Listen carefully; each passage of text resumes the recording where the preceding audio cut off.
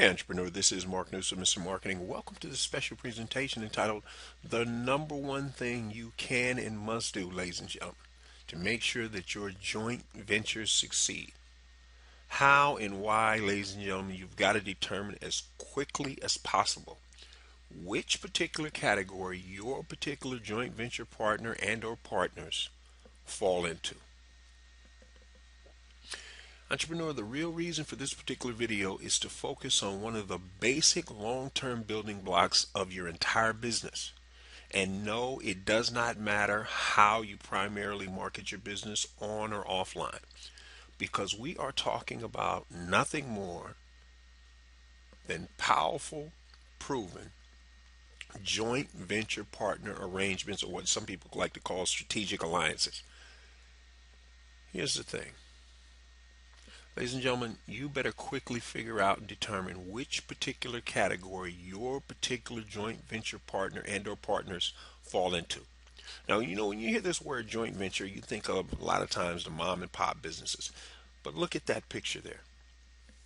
FedEx and Kinko's, two hugely, incredibly successful conglomerates combining resources in the same building. And they're doing a lot of other things behind the scenes, ladies and gentlemen, data sharing and other stuff. But the point is, that is proof positive that you and I should be doing joint ventures. Now, you may say, yeah, but Mark, they're non-compete. Why do you explain this next one? KFC and Taco Bell, two food service businesses. And notice something here that may not be obvious. Neither one of those businesses serve breakfast. So that means they're literally competing for lunch and the dinner crowd. And granted, they serve two different types of food, but the point is, they're in the food service business. But they are combining resources. They're saving on rent and they're doing some other things, again, behind the scenes. It may not be as obvious, but the point is, that's proof positive why you and I, if these multi-billion-dollar corporations are doing strategic alliances and joint ventures, ladies and gentlemen, there is no excuse for you and I not to be doing them on and or offline. Now, this is the good news. This is what successful joint venture partnerships and strategic alliances look like. But ladies and gentlemen, unfortunately, there's a dark side, which means you need to determine which of these three basic categories your particular joint venture partner and or partners fall into. Now, here's category number one. Anytime you can get this, ladies and gentlemen, you're way ahead of the curve.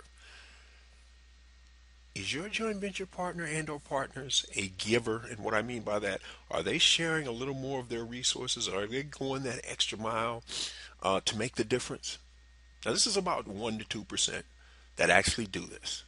Here's the category most of us fall into, myself included. Category number two.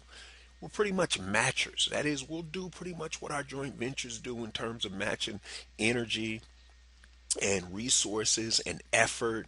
And that's why they work, the partnerships. However, ladies and gentlemen, it's category three you got to be careful and look out for. Is your joint venture partner, be honest, are they just a taker? By and large, are they not living up to their end of the bargain? And there's something else in here too to keep in mind. This also applies to your customer and client base. You got anywhere between 5 and 10% of your customer and client base. They're just flat out takers. They hog up more resources than they're ever going to pay for, and they're really draining your resources and causing stress in your life, and you need to get rid of them. So entrepreneurs, quickly as you can, determine which one of these categories your particular joint venture partners and or strategic alliance partners is in, and if they're in category three, cut them loose. It is really that simple. So hopefully in this short video, you've come to realize A, you need to be doing strategic alliances and joint ventures, but B, you do not need to take on a joint venture partner if they fall into category three or they're slipping into category three. So I hope you can see the power of this, ladies and gentlemen, and how just by culling, if you will, for lack of a better word, like sort of like a food service term, you need to call your joint venture partners. You need to do an analysis every now and again. And if you find out it's starting to give you more stress than it's worth. Cut it loose and move on. Make that space and those resources available to a joint venture partner who's going to live up to their part. So, on that note, for those of you who want to discover how you're going to add an additional 25% more gross profit to your bottom line, ladies and gentlemen, do so in the next 90 days or less without having to add any new customers or clients like your competitors.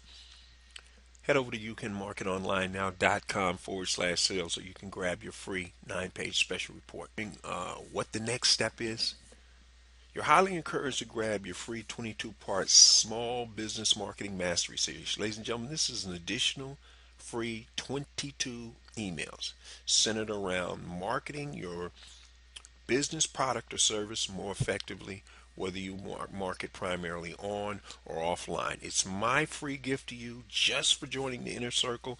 It is on top of the free 9-page special report. It's a $97 value. And of course, entrepreneur, you are free to unsubscribe anytime you wish. This is Mark Newsom, Mr. Marketing. We'll see you again next time on the Marketing Minute.